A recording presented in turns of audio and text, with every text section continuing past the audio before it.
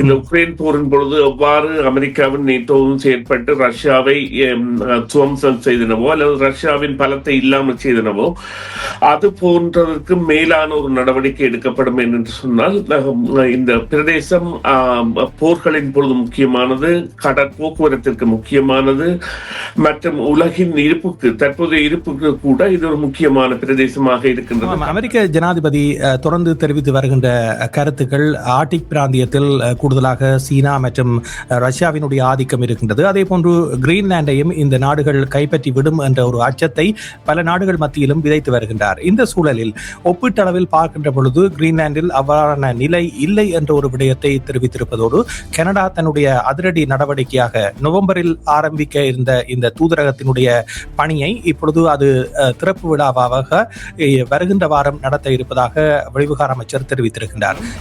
இன்று மேற்கொள்ளப்பட்ட இந்திய ஐரோப்பிய நாடுகளுக்கிடையான ஒப்பந்தங்களுக்கெல்லாம் தாய் ஒப்பந்தம், அதாவது மதர் ஆஃப் ஆல் டீல்ஸ் என அறிவிக்கப்பட்டுவிட்டது. அதாவது இன்று செய்திருக்கின்ற ஒப்பந்தத்தின் மூலம் அது அடைய போகின்ற பயன் என்பது பாரிய பயன். அதாவது வர்த்தகத்தில் 25% தன்னகத்தை கொண்டிருக்கின்ற ஒப்பந்தமாக இது இருக்கும் என்று சொல்லப்படும். இதை அவர்கள் அடிக்கோடிட்டு காட்டிவிட்டார்கள். தாங்கள் இந்தியாவிற்கு பயணத்தை மேற்கொள்ள போவதாகவும் இந்தியாவுடன் ஒப்பந்தங்களை செய்ய போவதாகவும் மாகாணி அவர்கள் நேற்றைய தினம் ஒட்டாவாவில் வைத்து கருத்து தெரிவிக்கையில் தெரிவித்து விட்டார். இதுவரை காலமும் அமெரிக்கா எடுக்கக்கூடிய நடவடிக்கைகள் ஒரு நாடு இன்னொரு நாட்டின் மீது ஏதாவது விடயங்களை கொண்டு வந்தால் அதற்கு அழுத்தங்களை பிரயோகிப்பதன் ஊடாக தன் பக்கம் இருக்கின்ற முயற்சிகளை மேற்கொண்டது. ஆனால் இப்பொழுது வெளிப்படையாகவே பலரும் அமெரிக்காவை எதிர்த்து பேசுகின்ற, அதே நேரத்தில் அமெரிக்கா எடுக்கக்கூடிய நடவடிக்கைகளை புறக்கணித்து மாற்று வழிகளை தேடக்கூடிய ஒரு விடயத்தை மேற்கொள்வதை பார்க்கின்றோம். அது கனடா உட்பட ஏனைய நாடுகளும் அதனை செய்ய ஆரம்பித்து விட்டன.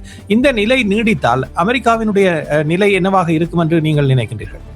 இல்லை, அவர்கள் ஒரு மாறுதலை கொண்டு வர வேண்டும். இவ்வாறு கூறுகின்றோம். அதாவது கனடாவிற்குத்தான் இதற்குரிய பெருமை சேரும்.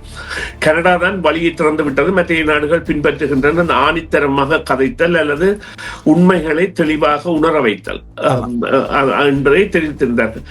இப்பொழுது இருக்கின்ற விடயம் என்னவென்றால், ஒரு நம்பிக்கையை தகர்த்தது அமெரிக்கா. அதாவது கனடா வைத்திருந்த நம்பிக்கையோ இதர நாடுகள் வைத்திருந்த நம்பிக்கையோ தகர்த்தது, அவர்களை வேறு வழி நோக்கி செல்ல வைத்தது. அவர்கள் சீனாவுடன் உறவை மேற்கொண்ட பொழுது இது நல்ல வேலை, இப்படித்தான் செய்ய வேண்டும், எங்களிடம் இது இல்லாவிட்டால் அவர்கள் இவ்வாறுதான் செய்ய வேண்டும் என்பதையும் எல்லாம் தெரிவிக்கின்ற அளவிற்கு சென்றது கூட அவர்கள் இட்ட வழி அந்த நம்பிக்கையை மீள கட்டெடுத்து. அதாவது இப்பொழுது இருக்கின்ற தேவை என்னவென்று சொன்னால், எவ்வாறு ஒரு சிதைக்கப்பட்ட நம்பிக்கை, சடுதியாக சிதைக்கப்பட்ட நம்பிக்கையை மீள கட்டியெழுப்புதல் என்பது. அதில் அமெரிக்கா வெற்றி பெறுமா இல்லையா என்பதில் தான் அமெரிக்காவின் நிலை என்பது இருக்கின்றது. என்றால் நம்பிக்கை தகர்க்கப்பட்டு விட்டது நாடுகளிடையே.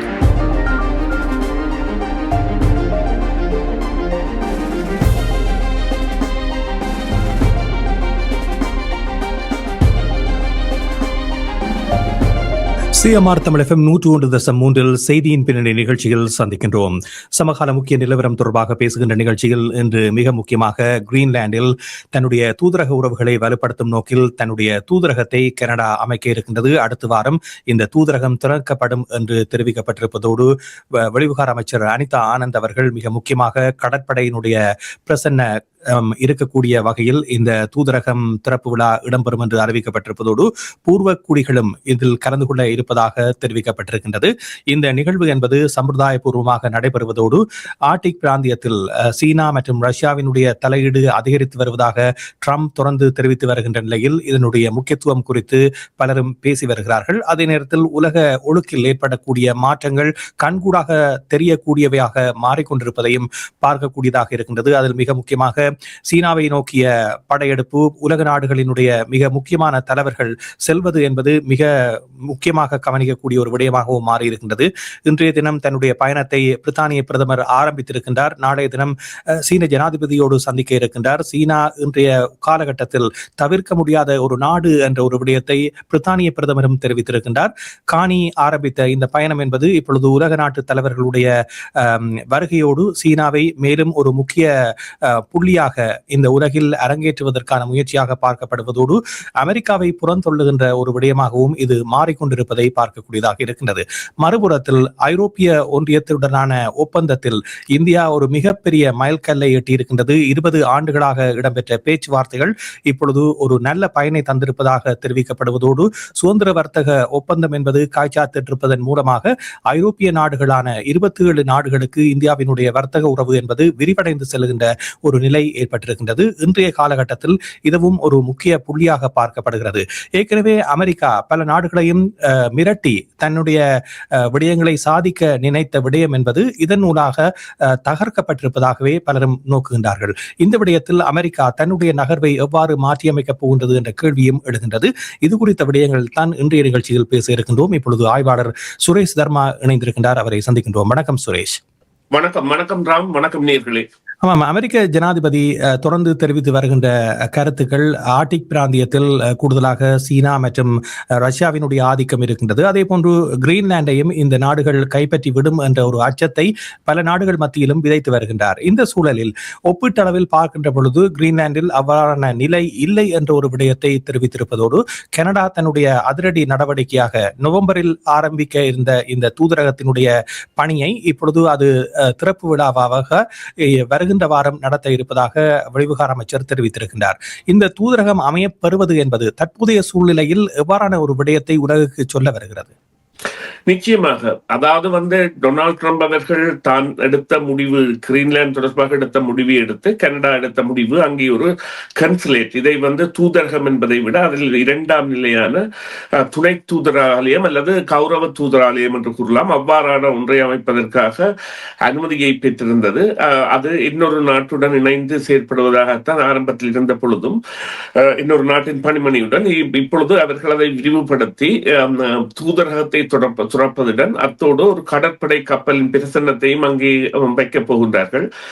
இது உண்மையிலேயே அமெரிக்காவிற்கு ஒரு பலத்த அடியாக, அதாவது கனடாவின் 2ஆம் நிலை தலைவராக தற்பொழுது முழிந்து வருகின்ற அனிதா ஆனந்த் அவர்கள் அனைத்து பயணங்களிலும் மாக்காணியவர்களுடனோ அல்லது தனித்தோ சென்று பல உறவுகளை மேற்கொண்டு வந்தார். இப்பொழுது அடுத்ததாக அவர்கள் செல்ல போகின்ற இடமாக இந்தியா இருக்கின்றது. ஆஸ்திரேலியா கூட அழைப்பை விடுத்திருக்கின்றது. இந்த நிலையில் அவர்கள் அந்த தங்களுடைய நிலைப்பாட்டில் மாற்றங்கள் இல்லை, ஐரோப்பிய நாடுகள் மற்றும் ஒரு நாட்டின் இறையாண்மை என்பதில் தாங்கள் கொண்டுள்ள கருத்துக்கள் போன்றவற்றில் இருக்கின்ற உறுதித்தன்மையை தெரியப்படுத்துவதற்காக இந்த நடவடிக்கையை மேற்கொள்கின்றார்கள். இங்கே முக்கியமாக குறிப்பிடப்பட வேண்டியது என்னவென்றால், கிரீன்லாந்து என்கின்ற பிரதேசம் கைப்பற்றப்படுமா என்றால் இல்லை என்றுதான் கூற வேண்டும். இது ஒரு சிறு பிள்ளைக்கு சொல்லுகின்ற கதை போல, அல்லது ஒரு பாடசாலை அதிபரும் ஒரு 1ஆம் தர மாணவனுக்கு இடையே உள்ள ஒரு கருத்துரையாடல் போன்ற ஒரு நிலையில் தான் ட்ரம்ப் அவர்கள் இருக்கின்றார்கள். அங்கு அவ்வாறான சந்தர்ப்பம் இல்லை. அவ்வாறான நிலைக்கு ஒரு நாடு செல்லும் என்கின்ற நிலை இருந்திருந்தால் இந்த உக்ரைன் போரே இடம்பெற்றிருக்க முடியாது. இந்த உக்ரைன் போரின் பொழுது எவ்வாறு அமெரிக்காவின் நேட்டோவும் செயற்பட்டு ரஷ்யாவை துவம்சம் செய்தனவோ அல்லது ரஷ்யாவின் பலத்தை இல்லாமல் செய்தனவோ அது போன்றதற்கு மேலான ஒரு நடவடிக்கை எடுக்கப்படும் என்று சொன்னால், இந்த பிரதேசம் போர்களின் பொழுது முக்கியமானது, கடற்போக்குவரத்திற்கு முக்கியமானது, மற்றும் உலகின் தற்போதைய இருப்புக்கு கூட இது ஒரு முக்கியமான பிரதேசமாக இருக்கின்றது. கண்காணிப்பு நடவடிக்கைகள் மாத்திரமல்ல, கனிவளங்கள் மற்றும் அதனுடைய ஏனைய வளங்கள் போன்றவை. எனவே அவ்வாறான ஒரு நாடு, அது டென்மார்க் என்கின்ற நேட்டோ நாட்டுடன் பொருதுவதற்கு சீனாவோ அல்லது ரஷ்யாவோ சென்று அடாத்தாக தாங்கள் கைப்பற்றுவது என்கின்ற ஒரு கருத்தியலை அதாவது அமெரிக்கா விதைக்கின்றது. ஆனால் அமெரிக்கா கட்டுப்படுத்தி வைத்திருக்கின்ற நாடுகளாகத்தான் சீனாவும் ரஷ்யாவும் தற்பொழுதும் இருக்கின்றன. எனவே ஒரு போலியான கருத்தியலை பரவிட்டு அதன் மூலம் தான் கிரீன்லாந்து மீதான ஆதிக்கத்தை கொண்டு வருவதற்கு அமெரிக்கா முயற்சித்தாலும் அந்த முயற்சியில் ஒரு சிறு கோடாக இதனை எடுக்கலாம். அவ்வாறு சொன்னால், நீங்கள் படைகளை வேண்டுமென்றால் அதிகரிக்கலாம், ஆனால் அந்த நிலத்திற்குள்ள உரிமத்தில் உங்களுக்கு எந்தவித உரிமையும் இல்லை என்பதையும், மற்றும் இந்த ஆதி குடிகளின் பூர்வீக குடிகளின் நிலங்கள் தான் இவை என்பதற்கான கற்பிதத்தை கூறுவதற்கான சந்தர்ப்பத்தையும் கனடா அந்த மதித்து செல்கின்றது. அதைத்தான் கூற முடியும். சரி, இப்பொழுது பிரித்தானிய பிரதமரினுடைய சீன விஜயம் என்பது மிக உன்னிப்பாக கவனிக்கப்படக்கூடிய ஒன்று. ஏற்கனவே அமெரிக்கா பல்வேறு தடைகளையும் வரி விதிப்புகளையும் கனடா மீது விதிப்பதாக மிரட்டுகின்ற தொனியில் பிரித்தானியா இப்பொழுது அதே பயணத்தில் ஈடுபட்டிருக்கின்றது. இந்த நிலையில் ஒரு நட்பு நாடாக இருக்கக்கூடிய பிரித்தானியா இவ்வாறு சீனாவோடு கைகோர்ப்பது அல்லது சீனாவோடு தொடர்ந்து பேச்சுவார்த்தைகளில் ஈடுபடுவது என்பது அமெரிக்காவை மேலும் சினம் கொள்ள வைக்கக்கூடிய ஒரு விடயமாக இருக்கும். இது எவ்வாறான விளைவுகளை உலக பரப்பில் ஏற்படுத்தும் என்று நினைக்கின்றீர்கள்? அமெரிக்க பிரித்தானிய உறவில் ஏற்படக்கூடிய மாற்றம் என்பது வருகின்ற நாட்களில் எப்படி இருக்கும் என்று நீங்கள் கருதுகிறீர்கள்? இல்லை, அதை பிரித்தானிய பிரதமர் ஏற்கனவே கூறிவிட்டார். சீனாவுடனான உறவு என்பது தவிர்க்க முடியாதது, பொருளாதார உறவு என்பது. எனவே அதை அவர்கள் பலப்படுத்த போகின்றார்கள் என்பதில் எந்தவித ஐயமும் இல்லை. இங்கே இந்த உறவு நிலை பேணலில் ட்ரம்ப் அவர்கள் மேற்கொண்டு வருகின்ற மாற்றம் செய்த கடனுக்கு நன்றி இல்லாமல் இருக்கலாம், ஆனால் அதனை இல்லை என்று சொல்லுகின்ற ஒரு செயற்பாட்டில் ஈடுபட்டிருந்தார். ஆப்கானின் போரரங்கில் நேட்டோ படைகளால் எந்தவித நன்மையும் இல்லை, அவர்கள் பின்னரங்குகளில் தான் இருந்தார்கள், முன்னரங்குகளில் பணியாற்றவில்லை என்று அதனை பிரித்தானிய பிரதமர் நேரடியாகவே நேற்று கண்டித்திருந்தார். அதன் பிறகு அவர் பிரித்தானிய படை வீரர்களுக்கு நன்றி தெரிவித்திருக்கின்றார். அதேவேளை மாக்கானி அவர்களும் தாங்கள் ஆப்கான் போரரங்கில் இழந்த பூரம், அதாவது போர் வீரர்கள் 140க்கு மேல் என்று அதைவிட ஒரு ராஜதந்திரி இழந்திருக்கிறார் என்றும் மற்றும் பல நூற்றுக்கணக்கானவர்கள் காயமடைந்தார்கள் என்றும் 15க்கு மேற்பட்டவர்கள் அமெரிக்காவின் பதக்கங்களை பெற்றார்கள் போரரங்கில் முன்னரங்கில் செயற்பட்டதற்காக என்றும். எனவே நாங்கள் ஆப்கானில் போரிட்டோம், அதை குறித்து யாரும் மறுப்பு கருத்து தெரிவிக்க முடியாது என்று ஒரு ஆணித்தரமான பதிலை கொடுத்து. ஆனால் ட்ரம்ப் அவ்வப்போது சொல்லுகின்ற கருத்து முற்றிலும் முரணான, அதே நேரத்தில் தகுந்த ஆதாரம் இல்லாமல் தெரிவிக்கப்படுகின்ற கருத்துக்களாகவும் இருக்கின்றன தானே. இதனை எவ்வாறு உலக நாடுகள் தொடர்ந்து சகித்துக் கொள்ளப் போகின்றன? இல்லை, இதுதான் ஒரு விடயம் இருக்கின்றது. அவர் இந்த கருத்தியல்களை வெளிவிடுகின்ற நேரம் அதிகாலையாகவோ அல்லது இரவாகவோ அவர் குளியலறைக்கோ அல்லது மலசகுலத்தில் இருந்து கொண்டு செய்கின்றாரோ தெரியாது. தனது பதிவில் இவ்வாறான பதிவுகளை விடுகின்ற பொழுதும் அது சில வேளைகளில் நடைமுறைக்கு வருகின்றன. அங்கேதான் பிரச்சனை இருக்கின்றது. எனவே அமெரிக்காவின் அவருடைய ஆளும் வட்டத்திற்கு உள்ளவர்கள் ஒரு கட்டுப்பாட்டை கொண்டு வருவதற்கும் அல்லது கனதியான ஒரு உத்தியோகபூர்வ அறிவிப்பு தளமாக தங்களுடைய வெள்ள மாளிகை அறிவிப்பு, இப்பொழுது வெள்ள மாளிகை அறிவிப்பு என்பது ஒரு விளையாட்டு பிள்ளைத்தனமானது போன்றும் இந்த எக்ஸ் தளம் என்கின்ற ஒரு செய்தி தளத்தில், அதாவது ட்விட்டராக இருந்த இப்பொழுது ஜனாதிபதி அவர்களின் அந்த செய்தித்தளத்தில் வருகின்ற செய்தியைத்தான் நாங்கள் அந்த தனக்கான ஒரு தளத்தை வைத்து ட்ரூத் சோஷியல் என்ற தளத்தில் தான் கருத்துக்களை வெளியிடுகின்றார். இவ்வாறான நிலையில் ஊடகங்களும் புறக்கணிக்கப்படுவதாக ஏற்கனவே குற்றச்சாட்டுகள் எழுந்த நிலையில் இது அமெரிக்க ஜனாதிபதியை பொறுத்தவரையில் தொடர்ந்து வருகின்ற காலத்தில் எவ்வாறான ஒரு சவாலான விடயமாக மாறப்போகிறது?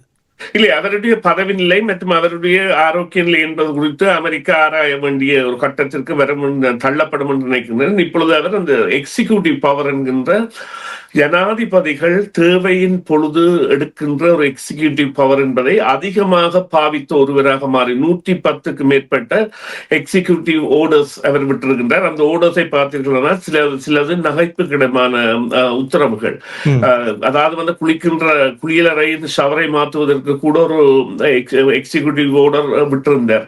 எனவே இது ஒரு விளையாட்டு பிள்ளை தளமானதாக அமெரிக்காவின் நிலைமை சென்று கொண்டிருந்தாலும் அவர்களுடைய நடவடிக்கைகள் என்பன அவர் கூறுகின்றபடியே இடம்பெறுகின்றபடியால் அவர்களுக்கிடையே அதாவது ஒரு ஆரோக்கியமான அணுகுமுறை, அதாவது ஆரோக்கியமான இந்த செய்தி அறிக்கை முறை அல்லது தகவல் பரிமாற்ற முறை ஏற்பட வேண்டும் என்பதில் எந்தவித கருத்து மாறுபாடும் இல்லை. அது குறித்து அவர்கள் செயற்பட வேண்டும் என்றால் அவர்கள் இப்பொழுது பலத்தை இழந்து விட்டார்கள். இப்பொழுது அதாவது ஒரு புலிகளிலே ஒரு புலிகள் எல்லாம் சிங்கங்களிலே ஒரு சிங்கம் கிளச்சிங்கம் ஆகிவிட்டால் அந்த சிங்க கூட்டம் அந்த சிங்கத்தை தவிர்த்து செல்லும். அதே போன்ற நிலையில் இப்பொழுது இந்த உலகின் சிங்கமாக தன்னை காட்டி நின்ற அமெரிக்கா தவிர்த்து வருவதை அல்லது காட்டுகின்றது என்றால் அது தனிமைப்படுத்தப்பட்டு கொண்டு வருகின்றது. ஆமாம். இதே நேரத்தில் இன்று நாங்கள் ஆரம்பத்தில் பேசியது போன்று இந்தியாவுக்கும் ஐரோப்பிய நாடுகளுக்கும் இடையிலான ஒப்பந்தம் கைச்சாத்திட்டு இருக்கின்றது. குறிப்பாக 20 வருடங்களாக மேற்கொள்ளப்பட்ட பேச்சுவார்த்தையின் பயனாக இந்த ஒப்பந்தம் எட்டப்பட்டிருப்பதாக தெரிவிக்கப்படுகிறது. இது ஒரு வரலாற்றில் மிகவும் ஒரு சிறந்த ஒப்பந்தமாக பார்க்கப்படுகிறது.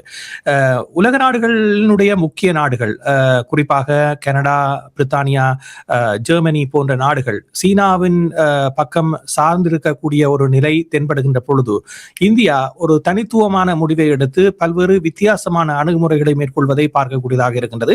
அது சீனாவையும் அரவணைத்து செல்லுகின்ற அதே நேரத்தில் தன்னுடைய சாதனைகளை அது இலக்குகளை எட்டக்கூடிய விடயமாக பயன்படுத்துவதை அவதானிக்கக்கூடியதாக இருக்கின்றது. அண்மையில் ஏற்படுத்தப்பட்ட ஒப்பந்தங்கள் இதற்கு சான்றாக இருக்கின்றன. இந்த சூழலில் சீனா என்பது எதிர்காலத்தில் அமெரிக்காவை போன்று இந்த நாடுகள் மீது ஒரு வெறுப்புணர்வை காட்டக்கூடிய நிலை ஏற்படக்கூடிய சூழ்நிலை இன்றைய காலகட்டத்தில் இருக்கின்றதா, அல்லது சீனா தொடர்ந்து இந்த நாடுகளோடு அரவணைத்து செல்ல வேண்டிய ஒரு நிலைக்கு வந்துவிட்டதா? இல்லை, அரவணைத்து செல்லுகின்ற நிலைக்கு வந்து விட்டது என்று கூற வேண்டும். அதற்கு 2 காரணங்கள் உள்ளன. முதலாவது காரணம், இன்று மேற்கொள்ளப்பட்ட இந்திய ஐரோப்பிய நாடுகளுக்கு இடையான ஒப்பந்தங்களுக்கெல்லாம் தாய் ஒப்பந்தம், அதாவது மதர் ஆஃப் ஆல் டீல்ஸ் என அறிவிக்கப்பட்டு விட்டது. அதாவது குறிப்பாக பாருங்கள், $5 டிரில்லியன் உலக சந்தையில் வியாபாரம் செய்து வருகின்ற 4வது இடத்தில் இருக்கின்றது. 3வது இடத்தில் இருக்கின்றது. 2வது இடத்தில் இருக்கின்ற சீனா என்பது 20 டிரில்லியன்கள். 20 டிரில்லியன்களும் 5 டிரில்லியன்களுமாக இருக்கின்ற இந்தியா இன்று செய்திருக்கின்ற ஒப்பந்தத்தின் மூலம் அது அடைய போகின்ற பயன் என்பது பாரிய பயன். அதாவது வர்த்தகத்தில் 25% தன்னகத்தை கொண்டிருக்கின்ற ஒப்பந்தமாக இது இருக்கும் என்று சொல்லப்படுகிறது.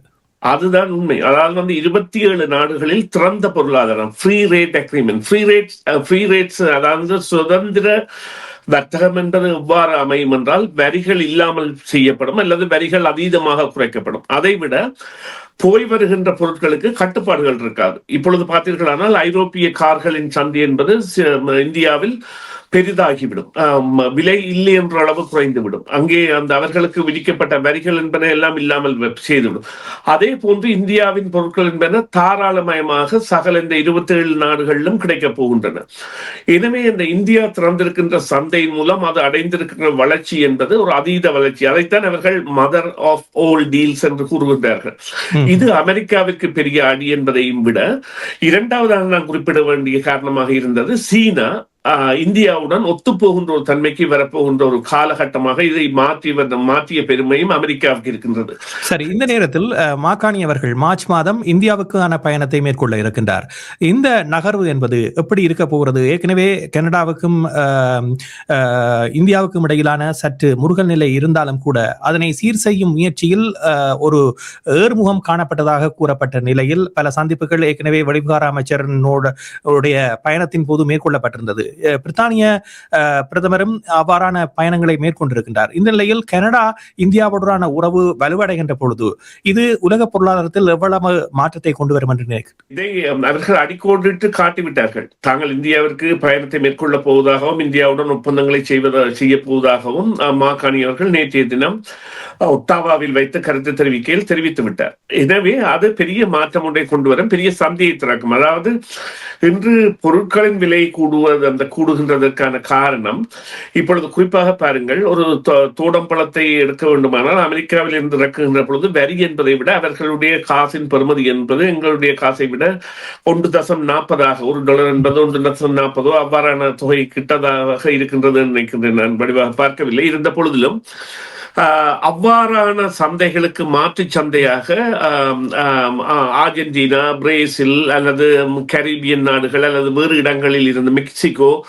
போன்ற இடங்களில் இருந்து பொருட்களை இறக்குகின்ற பொழுது அதன் விலைவாசி என்பது குறையும். இப்பொழுது விலைவாசி இந்த உயர்வுக்கான பெரும் காரணம் இந்த தங்கு சந்தையில் நிற்பதுதான். எனவே இவ்வாறான நிலையில் இருந்து மீள்வதற்கான நடவடிக்கை, அதற்கான காலம் எடுக்கும். நாங்கள் இதனை முதலே கதைத்திருந்தோம். அது ஒரு வருடத்தில் நடைபெறப் போகின்ற விடயம் அல்ல. அதில் இந்தியாவின் பங்கு என்பது மிக முக்கியமாக இருக்கும் என்பதில் எந்தவித சந்தேகமும் இல்லை. இந்த உறவு என்பது நாங்கள் ஏதோ இந்த உணவுப் பொருட்கள் அல்லது உறைவிட பொருட்கள் அல்லது இதர பகுதியை நாங்கள் பார்த்திருந்தாலும் இவை இந்த சிப்ஸ் மற்றும் தொழில்நுட்பம் மற்றும் AI தொழில்நுட்பம், விண்வெளிக்கு செல்லுதல் போன்ற பல விடயங்களில் பெரிய மாற்றங்களை ஏற்படுத்தி இந்த நாடுகளுக்கிடையேயான ஒரு புதிய தலைமையையும் அல்லது புதிய ஒரு தோற்றத்தையும் கொண்டு வரும் என்பதில் எந்தவித ஐயப்பாடும் இல்லை.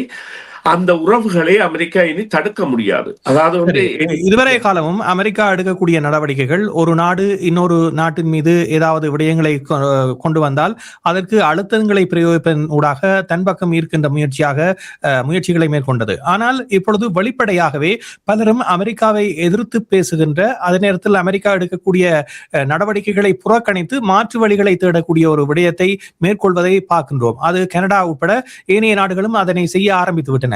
இந்த நிலை நீடித்தால் அமெரிக்காவினுடைய நிலை என்னவாக இருக்கும் என்று நீங்கள் நினைக்கின்றீர்கள்? இல்லை, அவர்கள் ஒரு மாறுதலை கொண்டு வர வேண்டும். இவ்வாறு கூறுங்கள் ட்ரம்ப். அதாவது கனடாவிற்குத்தான் இதற்குரிய பெருமை சேரும். கனடா தான் வழியை திறந்து விட்டது, மற்ற நாடுகள் பின்பற்றுகின்றன. ஆணித்தரமாக கதைத்தல் அல்லது உண்மைகளை தெளிவாக உணர வைத்தல் என்பதை தெரிவித்திருந்தார்கள். இப்பொழுது இருக்கின்ற விடயம் என்னவென்றால், ஒரு நம்பிக்கையை தகர்த்தது அமெரிக்கா. அதாவது கனடா வைத்திருந்த நம்பிக்கையோ இதர நாடுகள் வைத்திருந்த நம்பிக்கையோ தகர்த்தது, அவர்களை வேறு வழி நோக்கி செல்ல வைத்தது. அவர்கள் சீனாவுடன் உறவை மேற்கொண்ட பொழுது இது நல்ல வேலை, இப்படித்தான் செய்ய வேண்டும், எங்களிடம் இது இல்லாவிட்டால் அவர்கள் இவ்வாறுதான் செய்ய வேண்டும் என்பதையும் எல்லாம் தெரிவிக்கின்ற அளவிற்கு சென்றது கூட அவர்கள் இட்ட வழி அந்த நம்பிக்கையை மீள கட்டெடுத்த. அதாவது இப்பொழுது இருக்கின்ற தேவை என்னவென்று சொன்னால், எவ்வாறு ஒரு சிதைக்கப்பட்ட நம்பிக்கை, சடுதியாக சிதைக்கப்பட்ட நம்பிக்கையை மீள கட்டியெழுப்புதல் என்பது. அதில் அமெரிக்கா வெற்றி பெறுமா இல்லையா என்பதில் தான் அமெரிக்காவின் நிலை என்பது இருக்கின்றது. ஏனென்றால் நம்பிக்கை தகர்க்கப்பட்டு விட்டது நாடுகளிடையே. இந்த நம்பிக்கை தகர்க்கப்பட்டது அடுத்தடுத்த தலைமுறைக்கு கடத்தி செல்லப்படும் என்று கருதுகிறீர்களா, அல்லது அமெரிக்க தலைமை என்பது மாறுகின்ற பொழுது மீண்டும் சீர் செய்யக்கூடிய ஒரு உறவாகத்தான் இந்த உறவு இருக்கும் என்று கருதுகிறீர்களா? சீர் செய்யக்கூடிய உறவாக இது இருக்கும், ஆனால் உடனடியாக அமைக்கப்படும் உறவாக இருக்குமோ என்பதற்கான கேள்வி இங்கே எழுகின்றது. ஏனென்றால் இது ஒரு பரம்பரைக்கு கடத்தப்படுகின்ற ஒரு எதிர்ப்புணர்வாக மாறிவிட்டது, அல்லது நாடுகளின் இறையாண்மை சார்ந்த எதிர்ப்புணர்வாக மாறிவிட்டது. எனவே இந்த விடயத்தில் அது நிச்சயமாக இன்னொரு தலைமை புதிதாக வந்தாலும் உடனடியாக அது சரிவருமா என்றால் அதற்குரிய மறுப்பு தான். நாங்கள் எவ்வாறு கூறலாம்? இவ்வாறு கூறுங்க. ஜூன் மாதம் உலக உதைபந்தாட்ட போட்டி நடைபெற போகின்றது. 11 நகரங்கள், அமெரிக்காவிலும் கனடாவில் 2 நகரங்கள், மெக்சிகோவில் 3 நகரங்கள், 46, 47 போட்டிகள். இதற்காக வரப்போகின்ற உல்லாச பயணிகளின் தொகை என்பது பெரிய தொகை. அந்த உதைப்பந்தாட்ட போட்டியையே இல்லாமல் செய்கின்ற அளவில், அது ரத்து செய்கின்ற அளவிற்கு இவருடைய பேச்சுக்களும் வன்மமும் இருக்கின்றன. ஏனென்றால் மக்களுக்கு என்ன நடக்கின்றது என்று தெரியாது. அதை விட இவருடைய ஐஸ் படை என்கின்றது செய்கின்ற வேலைகள் என்பன மிகவும் மோசமானவையாக இருக்கின்றன. எனவே ஒரு மாறுதல் அங்கே தேவை. அந்த மாற்றத்தை எவ்வாறு கொண்டு வரப் போகின்றார்கள் என்பதை நாங்கள் அவர்களுடைய நடவடிக்கைகள் மூலம்தான் கண்காணிக்க முடியும். ஏனென்றால் அவ்வாறான ஒரு அரசு, அதாவது 2ஆம் போரின் பொழுது எவ்வாறான ஒரு ஹிட்லர் இருந்தாரோ, அல்லது அதற்கு முதலான போரின் பொழுது எவ்வாறு முசோலினி போன்றவர்கள் இருந்தார்களோ, அவ்வாறான ஒரு நிலைமையில் இப்பொழுது ட்ரம்ப் அவர்கள் ஒரு 3ஆம் உலகப் போரை நோக்கி நகர்த்தி செல்ல உலகை முயன்றாலும் உலகம் விழித்து விட்டது. உலகம் அப்போருக்கான நடவடிக்கையை விட்டு அமெரிக்காவை தவிர்ப்பதை அந்த போராக எடுத்திருக்கின்றது. எனவே இது அவர்களுடைய நடவடிக்கையில் தான் அவர்களுடைய எதிர்காலம் தங்கி இருக்கின்றது. அடுத்தடுத்த நகர்வுகள் குறித்த விவரங்களை நாளைய நிகழ்ச்சியிலும் நாங்கள் பேச இருக்கின்றோம். குறிப்பாக பிரித்தானிய பிரதமர் சீனாவுக்கு விஜயம் மேற்கொள்ளுகின்ற சந்திப்புகள் குறித்தும் நாளைய தினம் பேசக்கூடியதாக இருக்கும். இன்றைய நிகழ்ச்சியில் கலந்து கொண்ட உங்களுக்கு நன்றி சுரேஷ். மீண்டும் மற்றொரு பொழுதிலே பேசுவோம். நன்றி ராம், நன்றி நேயர்களே. மீண்டும் ஒரு பொழுதில் சந்திப்போம். சிஎம்ஆர் யூடியூப் சேனலில் இணைந்திருக்கும் நேயர்கள் அனைவருக்கும் எமது நன்றி. காமெண்ட்ஸ் பகுதியில் உங்கள் கருத்துக்களை தெரிவிக்க தவறாதீர்கள். முக்கிய செய்திகள், காணொளி தொகுப்புகள், நேர்காணல் என பலதரப்பட்ட அம்சங்களையும் உங்களுக்காக தருகின்றது சிஎம்ஆர் யூடியூப் சேனல். சிஎம்ஆர் என்று சர்ச் செய்து எமது யூடியூப் சேனலை சப்ஸ்கிரைப் பண்ணுங்கள். உங்கள் உற்றார் உறவினர் நண்பர்களோடும் இந்த காணொளி தொகுப்புகளை பகிர்ந்து கொள்ளுங்கள். அருகில் இருக்கின்ற முக்கிய காணொளி தொகுப்புகளையும் தவறவிடாமல் பாருங்கள்.